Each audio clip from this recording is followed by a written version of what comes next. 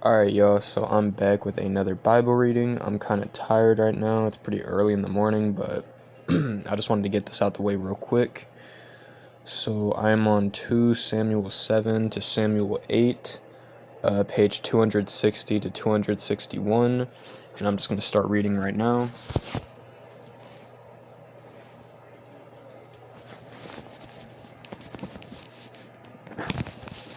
Okay. Oops. To bring home the ark of the Lord of heaven, enthroned above the cherubim, the ark was placed upon a new cart and taken from the hillside home of Abiniah. It was driven by Abinadab's son, Uzzah, and Ahio,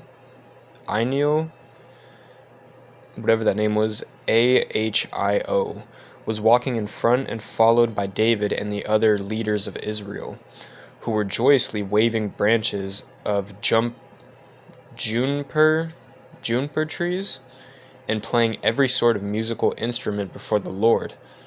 Lyres, harps, tambourines, castanets, and cymbals. I think Symbals. But when they arrived at the threshing floor of Nacon, the oxen stumbled, and Uzzah put out his hand to steady the ark. Then the anger of the Lord flared out against Uzzah and killed him for doing this. So he died there beside the ark. David was angry at what the Lord had done and named the spot the place of wrath upon Uzzah, which it still is called today.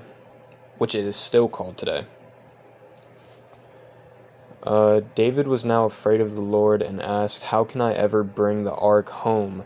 So he decided against taking it into the city of David, but carried it instead to the home of Obed-Edom, who had come from Gath. It remained there for 3 months, and the Lord blessed Obed and all his household. When David heard this, he brought the ark to the city of David with a great celebration. After the men who were carrying it had gone 6 paces, they stopped and waited so that he could sacrifice an ox and a fat lamb. And David danced before the Lord with all his might. He was wearing priest's clothing, so Israel brought home the ark of the Lord with much shouting and blowing of trumpets. But as the procession? Is that what it is? As the procession came into the city, Michal, Saul's daughter, watched from a window and saw King David leaping and dancing before the Lord, and she was filled with content for him. The ark was placed inside the tent which David had prepared for it, and sacrificed burnt offerings and peace offerings to the Lord. Then he blessed the people in the name of the Lord of heaven, and gave a percent to everyone, men and women alike, of a loaf of bread, some wine, and a cake of raisins. When it was all over and everyone had gone home, David returned to bless his family, but Michal came out to meet him and exclaimed in disgust, "How jealous the king of Israel looked today. He exposed himself to the girls along the streets like a common pervert." David retorted, "I was dancing before the Lord, who chose me above your father and his family, and who appointed me as leader of Israel, the people of the Lord. So I am willing to act like a fool in order to show my joy in the Lord. Yes, I am willing to look even more foolish than this, but I will be respected by the girls of whom you speak." So Michal was childless throughout her life.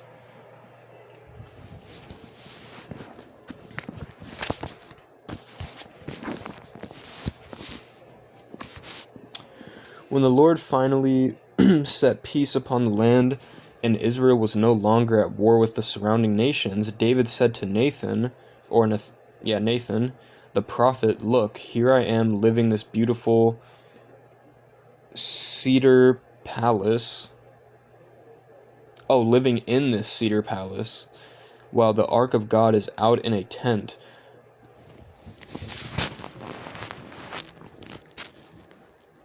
"Go ahead with what you have in mind," Nathan replied, "for the Lord is with you." But that night the Lord said to Nathan, "Tell my servant David not to do it, for I have never lived in a temple. My home has been a tent ever since the time I brought Israel out of Egypt, and I have never once complained to Israel's leaders, the shepherds of my people. Have I ever asked them, 'Why haven't you built me a beautiful cedar temple?' Now go and give this message to David from the Lord of heaven. I chose you to be the leader of my people Israel when you were a mere shepherd tending your sheep in the pastured land. I have been with you wherever you have gone and have destroyed your enemies, and I will make your name greater yet, so that you will be one of the most famous men in the world. I have selected a homeland for my people from which they will never have to move. It will be their own land where the heathen nations won't bother them, as they did when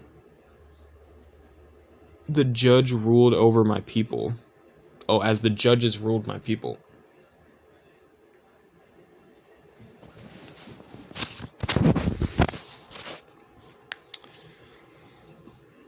There will be no more wars against you, and your descendants shall rule this land for generations to come.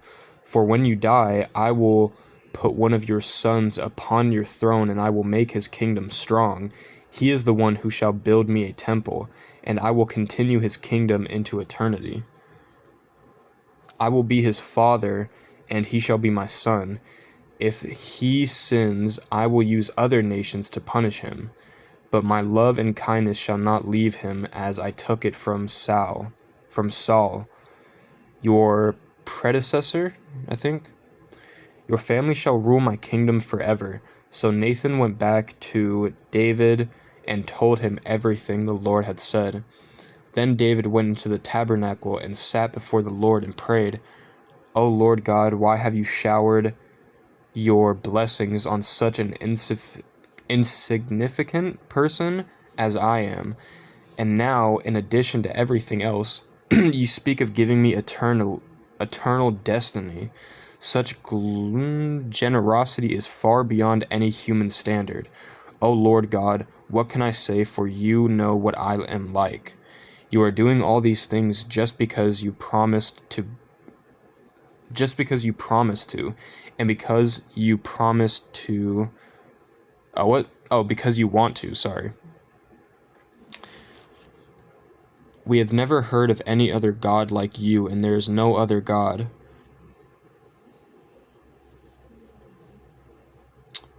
Oh, kind of lost my page.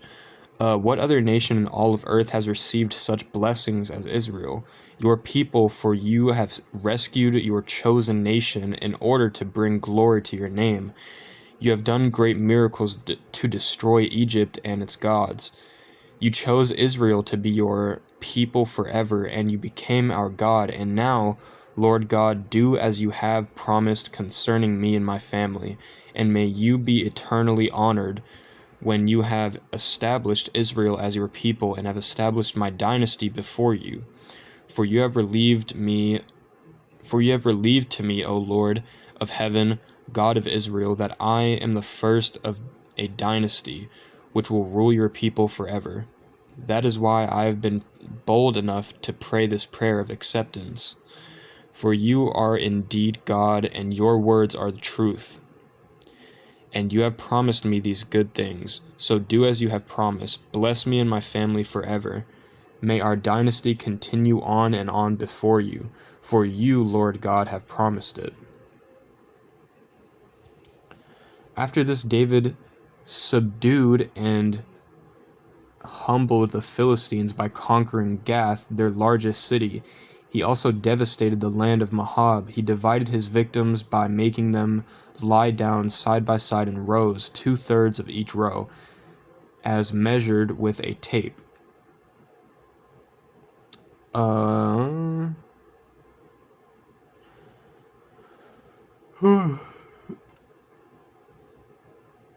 Were butchered, and 1/3 were spared to become David's servants. They paid him tribute every year.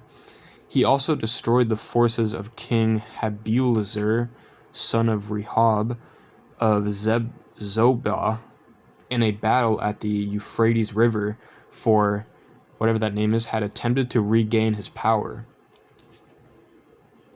David captured 700 cavalry and 20,000 infantry. Then he landed all of the chariots' horses except... he lamed all the chariots' horses except for 100 teams. He also slaughtered 22,000 Syrians from Damascus when they came to help Hadzir.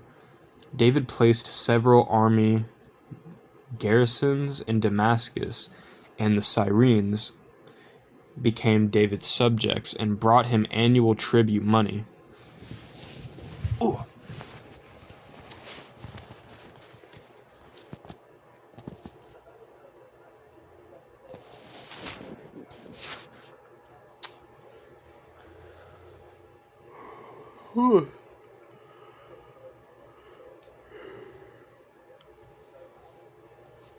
Sorry about that.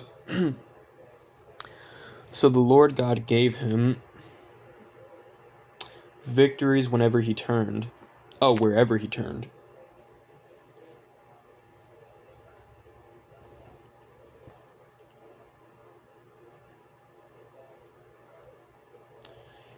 Sorry, I kind of lost my place again, my fault. I'm kind of tired right now. David brought the gold shields of to Jerusalem, which King, whatever that name is, officers had used.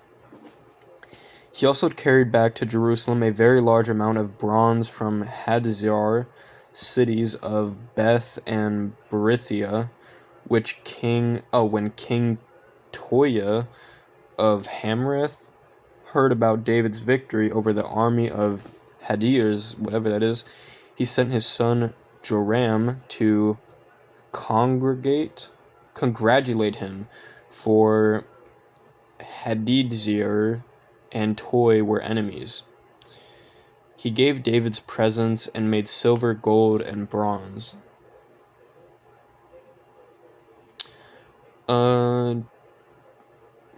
David dedicated all of these to the Lord, along with the silver and gold he had taken from Syria, Moab, Ammon, and the Philistines, Amalekilek, and King Hadaezer, whatever that is. So David became very famous after he returned. He destroyed 18,000 Edomites at the Valley of Salt, and then placed garrisons throughout Edom so that the entire nation was forced to pay tribute to Israel. Another example of the way the Lord made him victorious wherever he went. David reigned with justice over Israel, I think. Yeah, that's reign. Okay. So David reigned with justice over Israel and was fair to everyone. The general of his army was Joab, son of Zerah, and his sanctuary of state was, I don't even know how to begin to pronounce that. And Amikilek, son, or Michilich, whatever that is, were the high priests, and Sierra was the king of private sanctuary.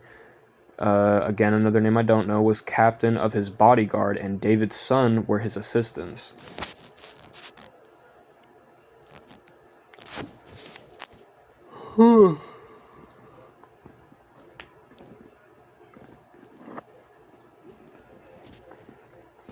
Alright, I think that's where I'm going to end that right now. It's about a 14-minute video, so I'm cool with that. Hopefully tomorrow, maybe I can read a little bit more, but we'll just see what happens.